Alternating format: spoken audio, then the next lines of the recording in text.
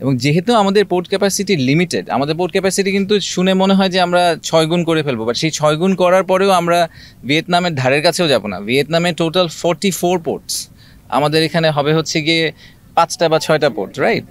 সিঙ্গাপুরকে নিয়ে, সিঙ্গাপুরের port capability নিয়ে তো আর বলার কিছু নাই। আপনারা সবাই জানেন যে একটা ছোট্ট দেশ কীভাবে তারা কিন্তু আমাদের সাথে একই সময় স্বাধীন হয়েছে, স্বাধীন হয়ে তারা আজকে একটা কমপ্লিটলি ডিফারেন্ট লেভেলে চলে গেছে এবং সেটা চলে যাওয়ার পিছিয়ে তাদের পোর্টের কন্ট্রিবিউশন সবচেয়ে বেশি। হয়তো ভবিষ্যতের জেনারেশনের পর জেনারেশন এই পোর্টের কারণে নতুনভাবে চাকরি পাবে, তাদের বাচ্চারা এডুকেশনে যাবে। So this is one journey, যেই জার্নির ভিতর আমরা যারা পার্ট হতে পাওয়ার সুযোগ পাচ্ছি। আমরা সবাইকে ধন্যবাদ আসার জন্য। আচ্ছা, আমরা আজকে তো সারাদিন অনেকগুলো টার্মিনাল ভিজিট করব। তো আমার যেটা প্রাইমারি ম্যান্ডেট সেটা হচ্ছে ইনভেস্টমেন্ট, আপনারা যেটা জানেন, আর হচ্ছে জব ক্রিয়েশন বাংলাদেশের জন্য। তো আমি ইনফ্যাক্ট এই এপিএমের যে ওদের যে হেডকোয়ার্টার নেদারল্যান্ডসে, ওখানে গিয়েছিলাম গত মাসে। তো এবং ওনাদের পোর্টের যে, ওনারা তো বিভিন্ন দেশে পোর্ট অপারেট করেন, আপনারা জানেন যে ওনারা ওয়ার্ল্ডের সবচেয়ে one of the biggest port operators. তো ওনাদের যেই সিইও, তার নিচে চিফ ইনভেস্টমেন্ট অফিসার বলে একজন আছে, উনি আমার চাকরিটা আর কি ধরেন ওনার ওই কোম্পানির হয়ে করেন। তো ওনার সাথে আমার একটা ইন্টারাকশন হয়েছিল, আমি ছোট্ট করে গল্পটা একটু বলি। সেটা হচ্ছে যে উনি বলছিলেন যে ওনার ছেলে এবং তার বন্ধুরা তাকে জিজ্ঞেস করছিল যে আপনি কি চাকরি করেন, মানে আপনি হোয়াট ডু ইউ ডু। তো উনি বলেছেন যে আমি এরকম বড় একটা পোর্ট কোম্পানির চিফ ইনভেস্টমেন্ট অফিসার। তো এইটা তো আমাদের জেনজির জন্য এটা ইম্পর্টেন্ট না যে আপনি একটা পোর্ট কোম্পানির বড় অফিসার। তো বলছে যে না, তবে আপনি অ্যাকচুয়ালি মানুষের জন্য কি করেন। তো ওইটার এক্সাম্পল হিসেবে ওনারা এত 60টার উপরে দেশে অপারেট করেন, কিন্তু এই সব কিছুর পরে বাংলাদেশে ওনারা এখনও শুরু করেননি। কিন্তু উনি এক্সাম্পল দিয়েছেন বাংলাদেশের। উনি এক্সাম্পলটা দিয়েছেন যে যখন আমরা বাংলাদেশে একটা পোর্ট করার চেষ্টা করছি এবং সেই পোর্টটা যখন আমি করতে পারবো, যখন আমরা এটা করব, তখন আমরা শুধুমাত্র, এটা it's just not a port, এটা বাংলাদেশের মানুষের হাজার হাজার মানুষের কর্মসংস্থান, তাদের টোটাল ইকোনমির যে ডেভেলপমেন্ট, এই পুরোটাতে একটা এক্সেপশনাল ভূমিকা রাখবে। সো হয়তো ভবিষ্যতের জেনারেশনের পর জেনারেশন এই পোর্টের কারণে নতুনভাবে চাকরি পাবে, তাদের বাচ্চারা এডুকেশনে যাবে।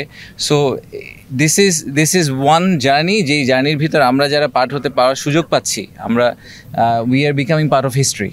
সো আমাদের একটা হিস্ট্রি তৈরি করার সুযোগ আছে। আমরা সব সময় বলি যে বাংলাদেশের কিন্তু প্রায় 50% পপুলেশন হচ্ছে গিয়ে 25 বছরের নিচে বয়স, তাই না? সো এটা এত ইউনিক, আপনি পৃথিবীর আর কোনো দেশে এই পপুলেশন পাবেন না। তো তাদের ভবিষ্যৎ যে ভালো হবে, সেটাকে এনশিওর করার কিন্তু একমাত্র উপায় হচ্ছে আমাদের দেশকে একটা ম্যানুফ্যাকচারিং হাব করা, এবং সেটার জন্য port capacity is very important. তো আমার সাথে ওনাদের যে কথা হয়েছে, সেখানে প্রাইমারি যেটা ওনাদের অ্যাসেসমেন্ট, সেটা হচ্ছে যে এখানে এই পোর্টটা করতে, এটা একটা obviously state of the art এবং গ্রিন একটা পোর্ট হবে, এবং এই গ্রিন পোর্টটা করতে ওনাদের রাফলি $800 মিলিয়ন মতো লাগবে। এই পুরাটাই এফডিআই হিসাবে বাংলাদেশে আসবে। এখানে কিন্তু সরকার কোনো 1 টাকাও দিচ্ছে না, এবং পুরাটাই ওনারা বিদেশ থেকে ফরেন ডিরেক্ট ইনভেস্টমেন্ট হিসেবে আনবে।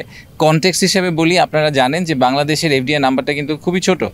আমাদের যেটা জেনুইন ট্রু এফডিআই, যেটাকে আমরা বলি যে একুইটি হিসেবে যে নাম্বারটা ঢোকে, সেই নাম্বারটা কিন্তু প্রতি বছরই আমাদের 400, 500, 600, 700 মিলিয়নের বেশি আসে না।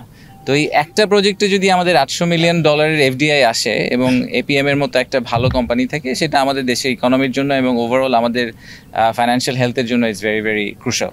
সো আমরা এই জন্য সরকার থেকে চেষ্টা করছি যে আমাদের লং টার্ম ভিশন বা অ্যাম্বিশনের সাথে এটা aligned. At the same time এই কোম্পানিটা গ্লোবালি খুবই ওয়েল রেপুটেড, তাদের অপারেশনাল এক্সপিরিয়েন্সও খুব ভালো। তারা ওই নলেজটা নিয়ে আসবে, তারা গ্রিন পোর্টের কনসেপ্ট নিয়ে আসবে বাংলাদেশে, এবং আমাদের আশা হচ্ছে যে এর মাধ্যমে অনেক মানুষের কর্মসংস্থান হবে, এবং অ্যাট দ্য সেম টাইম আমাদের যে ওভারঅল এফডিআই নাম্বারটা, সেই নাম্বারটাতে একটা সিগনিফিক্যান্ট স্পাইক হবে। সো এই কারণে আমরা আর কি এই প্রজেক্টটাকে খুবই সিরিয়াসলি, খুবই ডেডিকেটেডলি ট্র্যাক করার চেষ্টা করছি। বিরা থেকে ট্র্যাক করার মূল কারণ হচ্ছে ইনভেস্টমেন্টের পিসটাতে। সো আপনারা প্রায়ই দেখবেন যে আমরা হয়তো এটা নিয়ে কথাবার্তা বলবো, কারণ আমরা ওনাদের সাথে খুব কাছাকাছি একসাথে কাজ করার চেষ্টা করছি। দেখেন, যেহেতু আমাদের এই পুরা লং টার্ম অ্যাম্বিশন যেটা, যে বাংলাদেশকে আমরা গ্লোবাল ফ্যাক্টরি বানাতে চাই, সেটার সবচেয়ে প্রাইমারি ফ্যাক্টর কিন্তু হচ্ছে, বা সবচেয়ে বড় ইনগ্রেডিয়েন্ট হচ্ছে পোর্ট ক্যাপাসিটি। পোর্ট ক্যাপাসিটি না থাকলে আপনি কিছু করতে পারবেন না, এটা তো আমরা সবাই জেনারেলি এগ্রিড। এবং যেহেতু আমাদের পোর্ট ক্যাপাসিটি লিমিটেড, আমাদের পোর্ট ক্যাপাসিটি কিন্তু শুনে মনে হয় যে আমরা 6 গুণ করে ফেলবো, বাট সেই 6 গুণ করার পরেও আমরা ভিয়েতনামের ধারের কাছেও যাব না। ভিয়েতনামে টোটাল 44 পোর্টস, আমাদের এখানে হবে হচ্ছে গিয়ে 5টা বা 6টা পোর্ট, রাইট? মাতার বাড়ি ধরে যদি আপনি হিসাব করেন, মংলা ধরে হিসাব করেন, সো পোর্ট ক্যাপাসিটি আমাদের স্টিল লিমিটেড। তো এই লিমিটেড পোর্ট ক্যাপাসিটিতে আমাদেরকে মোস্ট এফিশিয়েন্ট এবং বেস্ট ওয়েতে পোর্ট ম্যানেজ করতে হবে। তো বেস্ট ওয়েতে পোর্ট ম্যানেজ আপনি কীভাবে করবেন? বেস্ট অর্গানাইজেশন দিয়ে করাবেন, রাইট? তো ওয়ার্ল্ডের যারা টপ পোর্ট অপারেটর তাদেরকে আনার আমাদের মূল উদ্দেশ্য হচ্ছে যে আমাদের যেহেতু আমাদের ল্যান্ড লিমিটেড, আমাদের ক্যাপাসিটি লিমিটেড, সেই লিমিটেড ক্যাপাসিটিকে যাতে আমরা বেস্ট ইউটিলাইজ করতে পারি, ঠিক আছে? সো এই এফিসিয়েন্সির কথা যে আপনি বলছেন, আমি এক্সপার্ট না, আমাকে পোর্ট চালাতে দিলে এই পোর্ট ফেল করবে, কিন্তু যারা এক্সপার্ট তাদেরকে দিয়ে চালাতে দিলে আমি প্রিটি কনফিডেন্ট যে এখানে প্রোডাক্টিভিটি এফিসিয়েন্সি বাড়ানো সম্ভব। আর নিরাপত্তার ব্যাপার আপনি যেটা বললেন, দেখেন আমাদের নেইবারিং কান্ট্রি ইন্ডিয়া পাকিস্তানের কথা যদি বলি, এই সবাই অনেকেই ডিপি ওয়ার্ল্ড নিয়ে অনেক কথা বলে। ডিপি ওয়ার্ল্ড ইন্ডিয়াতে পাঁচটা পোর্ট চালায়, পাকিস্তানে একটা পোর্ট চালায়, আরও তারা 60-70টা দেশে পোর্ট চালায়। In fact majority of the global port operators তাদের নিজেদের দেশে হয়তো 1-2টা পোর্ট চালায়, কিন্তু গ্লোবালি তারা আরও 60-70টা দেশে পোর্ট চালায়। তো কারোই সিকিউরিটি কনসার্ন হয় না, আমাদেরই খালি সিকিউরিটি কনসার্ন হয়ে যায়। এটা দ্যাটস আনফর্চুনেট। আমার মনে হয় যে I have a lot of trust in Bangladesh navy. আমি শিওর যে ওনারা জানেন যে আমাদের যে নেভাল সিকিউরিটি বলেন বা ম্যারিটাইম সিকিউরিটি, ওটা কীভাবে ওনাদেরকে হ্যান্ডেল করতে হবে। ওনারা তো আমাদের সমুদ্র পাহারা দিচ্ছেন এবং খুব ভালোভাবেই দিচ্ছেন এবং খুবই লিমিটেড নাম্বার অফ ভেসেলস দিয়ে করছেন। সো আমি প্রিটি শিওর যে দেশের ন্যাশনাল ইন্টারেস্ট, কমার্শিয়াল ইন্টারেস্ট ওনাদের পক্ষে ম্যানেজ করা খুবই সম্ভব হবে এবং ওরা ওটা খুব ভালোভাবে করতে পারবেন। সো আমি এটা নিয়ে একেবারেই বলতে না। Thank you. আচ্ছা, আপনারা জানেন যে আমরা খুব রিসেন্টলি একটা ন্যাশনাল কমিটি করেছি ফ্রি ট্রেড জোন বা ফ্রি জোনের জন্য, এটাকে অ্যাসেস করার জন্য। সো গ্লোবালি এই ট্রেডের the ultimate set up is free zone, যেখানে আপনি অলমোস্ট মনে করতে পারেন যেটা একটা ওভারসিজ টেরিটরি আমাদের জন্য, যে এখানে এসে কেউ প্রোডাকশন করবে, করে আবার দেশের বাইরে নিয়ে চলে যাবে। তো এটার মাধ্যমে যেটা হবে সেটা হচ্ছে যে তারা যাবতীয় বাংলাদেশের রেড টেপের বাইরে থাকবে, আবার অ্যাট দ্য সেম টাইম বাংলাদেশের লেবার ফোর্সকে ইউজও করতে পারবে। সো দুইটা মিলিয়ে আমাদের জন্য উইন উইন, ওনাদের জন্য উইন উইন সিচুয়েশন। তো এইটার ব্যাপারে আমরা যেটা এখন করছি সেটা হচ্ছে আমরা 1-2টা জায়গার মধ্যে আর কি ফাইনাল ডিসিশনটা নিব যে ফ্রি ট্রেড জোনটা কোথায় হবে। তার মধ্যে এইটা একটা প্রাইমারি বড় কনসিডারেশন লোকেশন আমাদের জন্য, যে এখানে আমরা ফ্রি ট্রেড জোনটা করতে পারি কিনা, যেহেতু লোকেশন হিসাবে এয়ারপোর্ট থেকে কাছে, পোর্ট থেকে কাছে, পোর্ট কানেক্টিভিটি আছে। তো এই ন্যাশনাল কমিটি যেটা আছে তারা কিছু গ্লোবালি যারা বড় বড় ফ্রি ট্রেড জোন অপারেটর আছে তাদের সাথে কথা বলছে, তারা নিজেরাও অ্যাসেস করছে, করে তারা ফাইনালি আমাদেরকে একটা রেকমেন্ডেশন দিবেন যে ফ্রি ট্রেড জোনটা এক্স্যাক্টলি কোথায় হলে সবচেয়ে ভালো হয়। তার মধ্যে এটা একটু one of the preferred locations. তো সেটা যদি হয়ে যায় তারপরে আমরা খুব দ্রুত এই কাজটা সম্পন্ন করার চেষ্টা করব। আমরা চেষ্টা করব যে এই বছরের শেষের নাগাদ অ্যাটলিস্ট আমরা একটা মাইলস্টোন প্রোগ্রেস বা এমন একটা পজিশনে চলে যেতে চাই যেখানে আমাদের লোকেশন ডিসিশন হয়ে গেছে, অপারেটর কে হবে ডিসিশন হয়ে গেছে, এবং আমরা কত দিনের মধ্যে ফ্রি ট্রেড জোন চালু করতে পারবো এটার ব্যাপারে খুব ক্লিয়ার একটা আমাদের রোডম্যাপ বা টাইমলাইন রেডি হয়ে গেছে।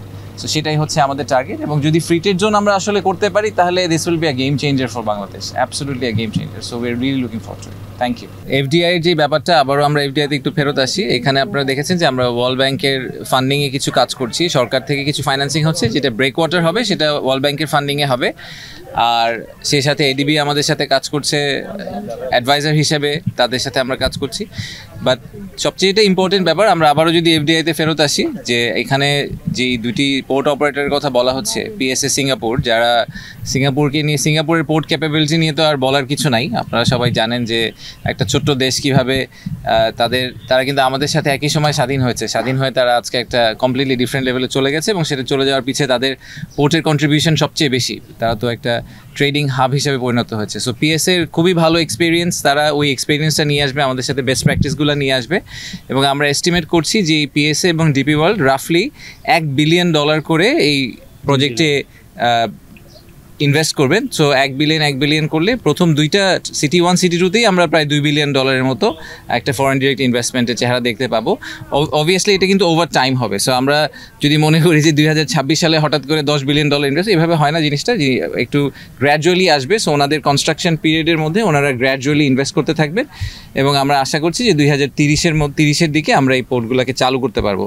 তো আমাদের যে লং টার্ম, এগেন আমাদের we have to keep our I on the big price. Long টার্মে বিগ প্রাইস হচ্ছে যে আমাদেরকে একটা গ্লোবাল ফ্যাক্টরি হতে হবে, সেটা হওয়ার জন্য এই সবগুলা পোর্টকে একসাথে আসলে অ্যাক্টিভেট করা দরকার হবে, তা না হলে আমরা we will not be able to meet the demands. আমাদের ডিমান্ড তো অলরেডি আপনারা দেখতে পাচ্ছেন যে এক্সপোর্ট কিন্তু আপনি যদি 2015 সাথে এখনকার এক্সপোর্ট ভলিউম দেখেন, volume has gone 3 times or 4 times বেড়ে গেছে।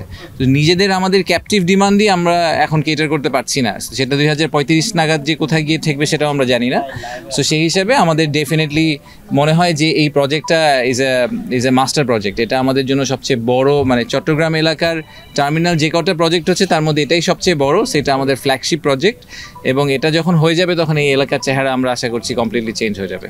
বাট আমি যেই জিনিসটা একটু আগে জিজ্ঞেস করেছি, আমি বলবো যে এটা আমাদের কর্তৃপক্ষ সবারই একটু মাথায় রাখা দরকার। সেটা হচ্ছে যে 25,000 লোকের যদি কর্মসংস্থান হয়, তাদের সাথে 25,000 ফ্যামিলি, তার মানে আমরা তো ইজিলি বলছি 1 লাখ লোকের, জাস্ট মিনিমাম 1 লাখ লোকের কথা বলা হচ্ছে, যারা এডিশনাল এই চিটাগং শহর এই এলাকায় এসে থাকা শুরু করবে, এই এলাকায় কাজ করবে।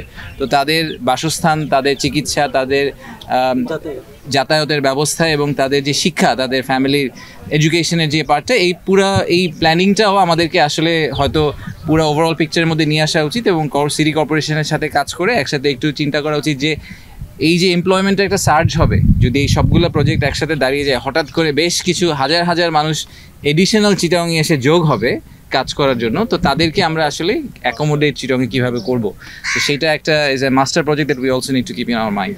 অন্য যেগুলো জায়গাগুলোতে আমরা গিয়েছি ওগুলোতে তো এখনও কিছু হয়নি, এখানে অলরেডি একটা কর্মযজ্ঞ চলছে। সো এটার থেকে আমাদের একটা it gives us an imagination. এটা কিন্তু আমরা বারবার বিভিন্ন জায়গায় ঘুরছি, আমরা ইমাজিন করতে পারছি না হয়তো যে আসলে চিটাগং আগামী 5 বছর পর দেখতে বা 10 বছর পর দেখতে কীরকম হতে পারে।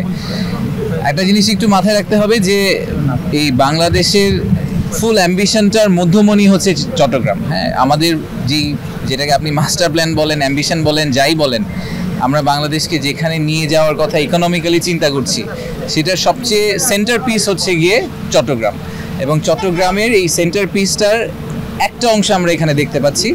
এই পোর্টটা আরও এফিসিয়েন্ট হবে, সাথে আরও অনেকগুলো পোর্ট দাঁড়িয়ে যাবে, and Chittagong will become basically the true commercial hub, যেটা আমরা সবসময় বলে আসছি যে ঢাকা হচ্ছে গিয়ে পলিটিক্যাল ক্যাপিটাল, ঢাকা হচ্ছে গিয়ে আমাদের ফাইন্যান্সিয়াল ক্যাপিটাল, বাট আমাদের কমার্শিয়াল ক্যাপিটাল সেটা হবে চট্টগ্রাম, এবং এই ট্রেডের কারণেই হবে।